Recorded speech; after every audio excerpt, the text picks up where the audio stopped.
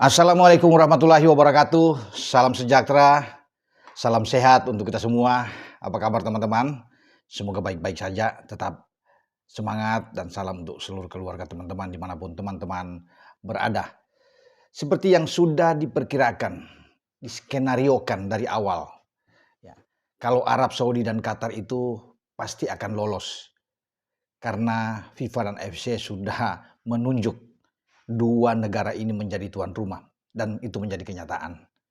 Jadi memang bagi kita, ya kemarin boleh banyak yang menyesal dengan keadaan tim nasional kita kalah melawan Arab, padahal kita mungkin punya kesempatan ya, kalau bukan taktik, strategi penempatan starting 11 pemain yang tidak pas di dalam susunan itu oleh pelatih kepala Patrick Kluivert, ya boleh-boleh saja kita bisa mengatakan demikian. Dan apapun itu, kalaupun kita berhasil paling tidak menahan imbang, tetap juga saya rasa Arab Saudi akan lolos. Ya. Arab Saudi sudah menyelesaikan pertandingan menghadapi Irak, bermain kacamata 0-0. Ya. Kalau kita bisa bermain imbang, pasti akan beda. Mereka akan menang melawan Irak. Karena dalam penguasaan bola itu sangat tinggi. Dalam shoot, on target itu mereka lebih bagus, lebih menguasai permainan melawan Irak. Irak itu cuma 1 on target dari 4 percobaan menembak. Jadi sulit bagi Irak untuk bisa berkembang. Tetapi memang bisa juga kenyataan bisa jadi lain ya, kalau kita bisa draw dengan Arab Saudi, kemudian kita 0-0 dengan Irak. Nah, itu yang menarik. Seandainya juga pertandingan antara Arab Saudi dan Irak 0-0, kita mungkin akan lolos. Berdasarkan kalau udah hitung-hitungannya untuk kartu, mereka dapat kartu merah kan dari Muhammad Kano itu diberikan wasit Ahmed Al-Ali dari Kuwait. Tetapi itu hanya cerita-cerita yang sudah lewat, bumbu-bumbu yang sudah lewat, tapi pada kenyataan memang ini sudah disetel bahwa Arab Saudi dan Qatar pasti lolos. Ya wajar. Makanya disindir oleh pelatih Irak kan. Ya Graham Arnold tuh ini memang sudah diatur. Ya pasti mereka akan lolos. Begitu pertandingan usai dengan 0-0 melawan Irak karena itu pertandingan menentukan. Irak harus menang. Demikian juga dengan Arab. Dan Arab memang kalau tidak menang imbang aja udah cukup. Karena menang memasukkan kan menang 3-2 atas Indonesia. Irak cuma 1-0. Jadi memang Irak harus menang tapi mereka tidak dapatkan itu. Jatah untuk lolos ke Piala Dunia 2026 di Amerika, Meksiko, dan Kanada milik Green Falcon. Sudah ditebak sejak awal. Jadi kita sebenarnya sudah tahu lah ya, bahwa mereka disetel untuk lolos. Demikian pula dengan Qatar. Qatar di awal sempat diragukan kan karena bermain imbang 0-0 dengan Oman. Ya. Tapi kemudian Oman kalah dari Uni Emirat Arab. Peluang Uni Emirat Arab besar, terbuka. Ya, menekan Qatar. Sebagai tuan rumah, Qatar tuh tidak punya pilihan lain. Karena Uni Emirat Arab cukup bermain imbang, mereka akan lolos. Ya, mengirim Qatar itu untuk ikut di pertandingan antara runner-up bertanding dulu, mungkin bersama dengan Irak akan bertanding, dan kemudian akan menjadi wakil Asia nantinya bertarung dengan konfederasi-konfederasi lain. Ya misalnya dari Amerika Latin itu dengan Bolivia lah katakan. Nah itu nantinya akan ke sana, tapi akan bertanding para runner up dulu di grup A dan grup B. Ya, makanya Qatar itu harus menang melawan Uni Emirat Arab ya.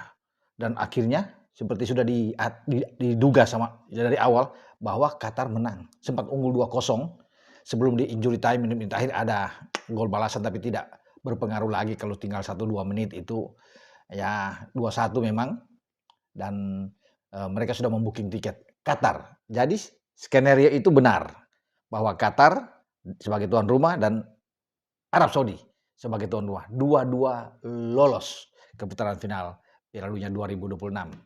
Sementara Uni Emirat Arab akan bertarung melawan Irak.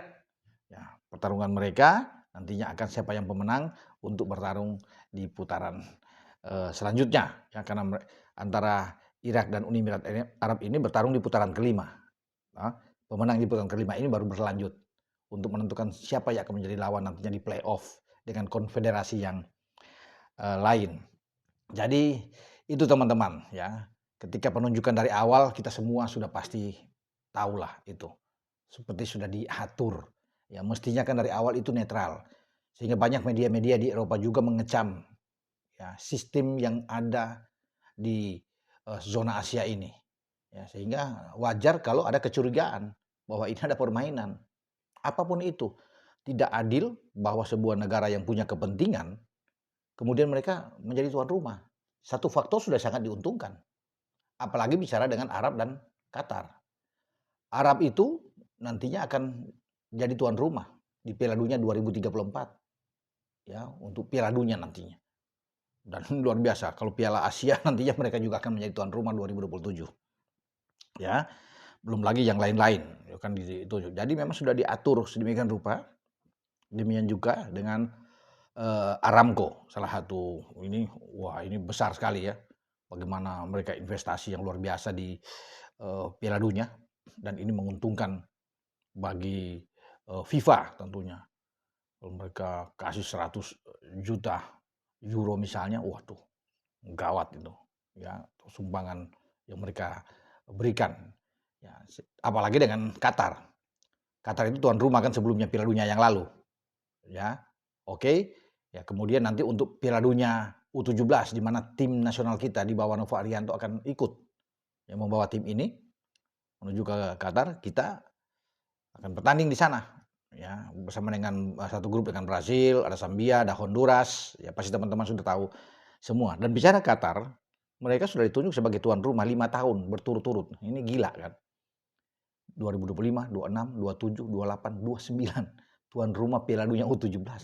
Nggak pernah terjadi sepanjang sejarah bahwa itu, dan itu diberikan semacam ada hak istimewa untuk Qatar.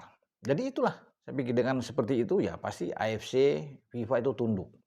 Apalagi kalau bicara dengan ketua FIFA misalnya Gianni Infantino yang sudah selalu bisa lama berada di Qatar, mungkin sudah tinggal di sana, ya punya suatu mungkin apartemen yang mewah yang diberikan dan sebagainya, mungkin.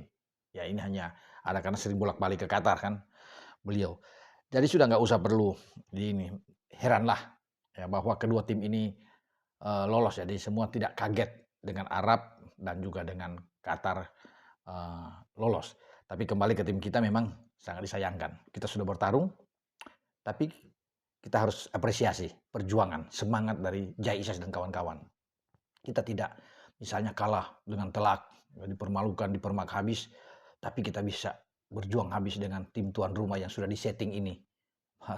Sempat dakdikduk juga Arab ketika bermain dengan 10 pemain, Kano keluar dan kita serang habis mereka sampai pada posisi 3-2, ada penalti dari Kevin Dix dan akhirnya mereka bisa mengatasi pertandingan itu dengan 3-2. Demikian juga dengan Irak. Kita bermain bagus dengan Irak, anak-anak semangat, tapi ya kalah dengan gol dari Zidane Iqbal itu di menit 76 dan itu menjadi gol satu-satunya bagi Irak. Jadi secara di level kita sudah setara dengan ini.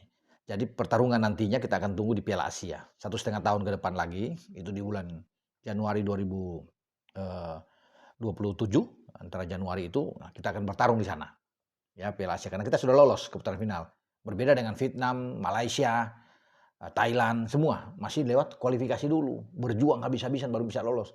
Kita negara satu-satunya dari Asia Tenggara yang sudah menempatkan posisi kita di sana. Setelah kita di ronde kedua, lolos ke ronde ketiga ya sudah.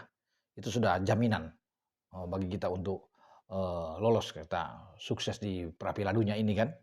Jadi oke lah, sampai di sini saya bicara dengan info yang ada di mana sesuai settingan awal terwujud ya Arab dan Qatar ya melengkapi jatah Asia kan sebulan sudah ada Iran lolos, Australia lolos, Korea Selatan juga sudah lolos, Jepang sudah lolos dan mereka masuk ya untuk bisa lolos. Itulah yang terjadi ya teman-teman dengan saya Bung Ropan. Ciao.